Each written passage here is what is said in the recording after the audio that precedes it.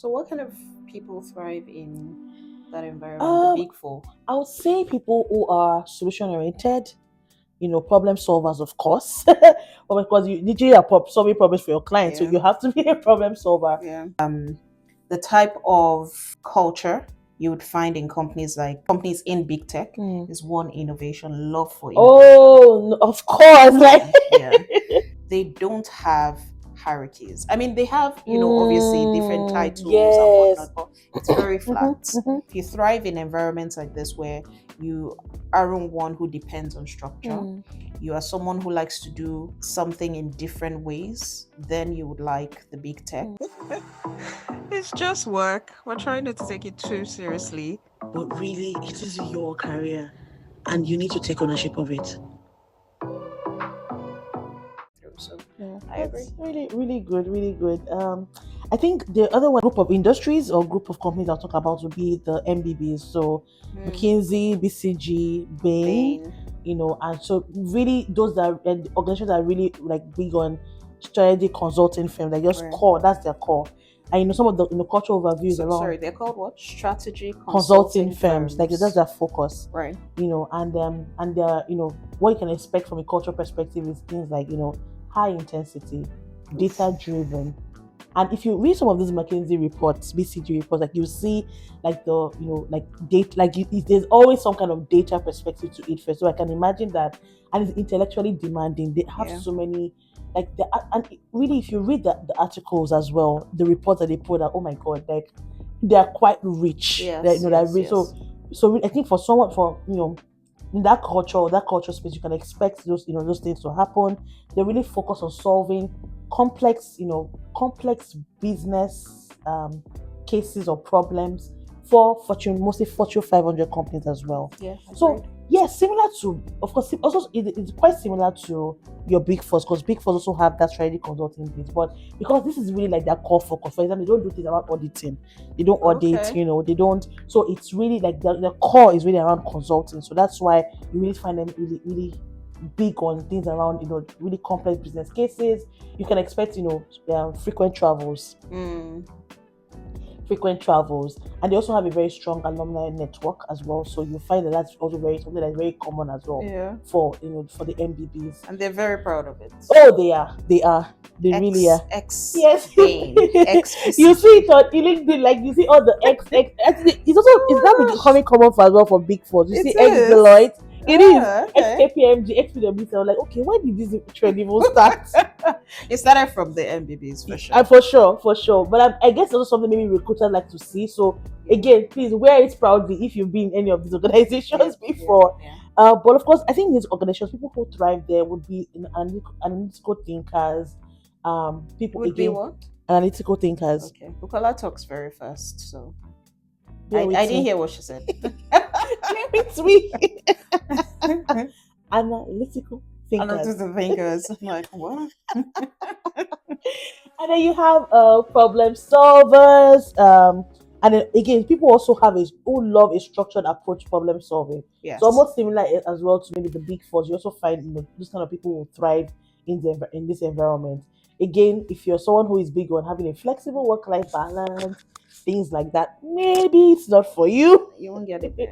And again, I think something we said off camera, because we were talking about and brainstorming on these topics, is that you can't go there and expect that maybe things will shift. Yeah. I think that's something I was trying to establish here actually. Yeah. That these organizations, they're not. It's not like they're toxic. No, they're not toxic. It's the way. So I know we've talked about that. We talked about toxic workplaces and how to survive. That's a different thing. But this is really around. This is the culture you will find in these organizations. Don't expect to go there thinking that something is going to change or shift because of you. No. Or you start complaining. You start complaining. No. So that's why we're trying to share this ahead. Like when you think about these big corporates, because it's great to have these experiences in your career, career history and all that. But as you think about it, make sure that when you're making that decision to want to maybe, work for this kind of companies, think about where you are in your life at that time. And if you can, if your life can, where you are in your life at that time, the season in your life can accommodate these cultures, by all means, then go for it. But we also want to make you know that indeed we should be aware and be sure that these things are well you put this into perspective as you make those decisions. Absolutely. Yeah. Absolutely. Yeah, we forgot to actually mention that point Yeah. earlier. Okay, so the next industry I'll talk about is the big banks and financial institutions. In Nigeria, we know them. It's the GT, the Access, the Zenith? Is Zenith part of it? Zenith, UBA. Is UBA? Okay, I think UBA is. Maybe Yeah, I think First Bank. actually. Okay. All right, but I mean that's Nigeria. Yeah. The focus here is more like outside Nigeria. Yeah. So you'd find companies like JP Morgan, Yeah. JP Morgan Chase, Goldman Sachs, Morgan Stanley, Citibank, Bank of America, Wells Fargo. Right. In Canada is the TD, RBC. Yeah. BMO, I think. No. Scotia Bank. Yeah. CIBC, you know, CIBC, right? yes. And As I you think can there's 5 of them as well. Yeah. As think you can that's tell, our director is trying to give us points. But Yes. Anyway, they're also known as the Wall Street Bank. Anyway, the culture you'll find in this industry is highly competitive, high pressure, numbers driven. Highly competitive, high pressure, Note it. numbers Note driven. it. You don't go in there thinking you want to collaborate with anybody. Nobody wants to collaborate with you. It's a dog eat dog. Yeah, yes. Say, I will do what it takes to get to the top. I will do what it takes to get my number. It's high pressure. Yeah. I know or I've heard of people who work in this industry and they're pulling 18-hour a day work. What? Work day. What? Yes. 18-hour a day work week. So this is like back to back, 18 hours per day. There are people who they're spending 3 days in the office. They shower, they take their bath, That's double my work hours in a week, plus more. Plus maybe like 10 hours more. Yeah. Wow. So it's highly competitive, it's high pressure. There are all these big targets you have to meet. Yes. We've spoken about long hours. People are doing, normally you're meant to do 35, 40 hours per week. Yeah. People are doing 85, 90 hours per week. Kid you not. And the information is out there. Ask people, is out there. It's not even confidential. It's also similar to the big four and what did you call it now? MBBs is also a structured environment, right? Oh yes, banks have to be. Yeah, so many rules and all to follow. Yes. Yeah. Rules, systems, frameworks, compliance with this, governance. Yes. And then hierarchies. Unlike the big tech where it's flat hierarchy for quick decision making, in the financial institutions and big banks, there are so many layers. Decisions have to be properly thought through by different layers before certain things are approved, and it makes sense. It's financial, is high risk. Yeah. Oh, it is. I mean, your money may be there. Listen. Nobody wants to start a global recession. Oh my god. Not to say that it starts from there, because it doesn't. You get the point. And we've talked about all these methodologies and governance and whatnot, but also the rewards are high. Oh yes, the bonus. People have the fattest bonuses possible. In fact, like sometimes you hear, I know it's actually always public. Like you would hear, like, how can one person take home $200,000 as bonus? Yeah. Like, and we're not this $200,000. It's not even. We're not even talking about like the CEO or VPs. Yes. Like, management level. Yes. But it does make sense because the targets are so high. Yeah, true. So if you're able to, I was going to say but if you're able to hit these targets, the bonuses are there. And I really appreciate this industry because nobody is going to cheat you out of it. If you've gotten into a contractual agreement to say hit this and get that, it will be given to you. They're not going to cut corners. They're going to give you what what is due you. If you are someone who prioritizes work-life balance, forget it. It doesn't exist in this industry. Abort mission. Yeah. Like we've said, they're pulling 80, 90 hours. Where are you supposed to balance life in that? Even balance itself needs to be balanced. This is a work life. That's all. And so what I've seen If is you're in life there, sef, it's work. work. Na na na na. That's all you're doing. But what I've seen is Oh a god. lot of times people start in these industries when they're young. Yeah. When they're young, they get Mm, into the industry, they put in what, 8 years, 10 years, and mm, then they get out mm. when they want to start Yes, family. And yes, yes, yeah, yes. yeah, True, true, yeah. true, true. So you would Mm-hmm, find young mm-hmm. young boys, young girls in their 20s. They're just here putting in the Yeah, hours. Of course, yeah, there are people in their yeah. 40s and 50s and Mm-hmm, 30s here as mm-hmm. well. But a lot of times, people can only handle this pressure for such That's very true. stretch of time Yeah, when they're younger. yeah, yeah.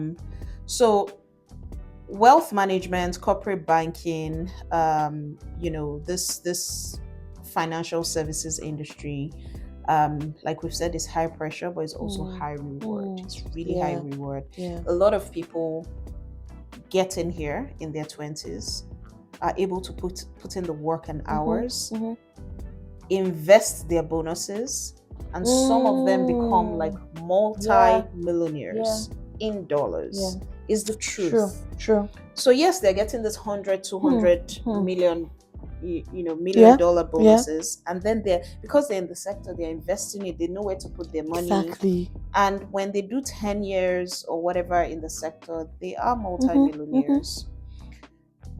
So yeah, like we said, if you're highly ambitious, if you're like very dogged, very there's a word I'm looking for, bullish, right? Yes. Yeah. You'll thrive here because it's so competitive. So if you're bullish, if you're dogged, if you're like a highly competitive person, if you really don't care for life balance, go in here, you'll thrive. Yeah. Yeah. If you are one who knows how to work under pressure and you're willing to put in the hours, you also thrive here. Yeah. Yeah. Is there any other industry we've left out? I think the last one we have here is so big pharma, so pharmaceuticals and healthcare. And really the big pharmas are called, like, I think companies in that category are like the Pfizer, Johnson and Johnson, AstraZeneca, Novartis, and all those, and those in that bracket. And really, I think it was interesting when we had to do this research. One of the things I found out was, of course, it's science driven. Of course, duh. Yeah. It's science driven, highly regulated, research intensive. And of course, if you think about it, this has to do with health, right? And with health, something that has a direct impact on people's lives, you need to make sure that all of these things are in place. So I think you can expect that the culture in this kind of industry will be, you can expect something like of that sort. Very, also really high regulatory or high dependence on regulatory requirements. You can't just, again, back to the fact that, so underlying factor is the fact that it is based on direct impact on people's health that can literally make make or ma, make or ma someone. So it has to be really, we have to really big on that. What can be slower paced, but the reason for this is not really because they are not, maybe they're just not just trying to, be slow or whatever. It's because they have to make sure that they go through all stages of the regulatory requirements before, for example, a new drug is released, or a vaccine is allowed to launch, or things like that. Which is why also in this industry you find a lot of like clinical researchers, people in that space, and you really have to have quality assurance.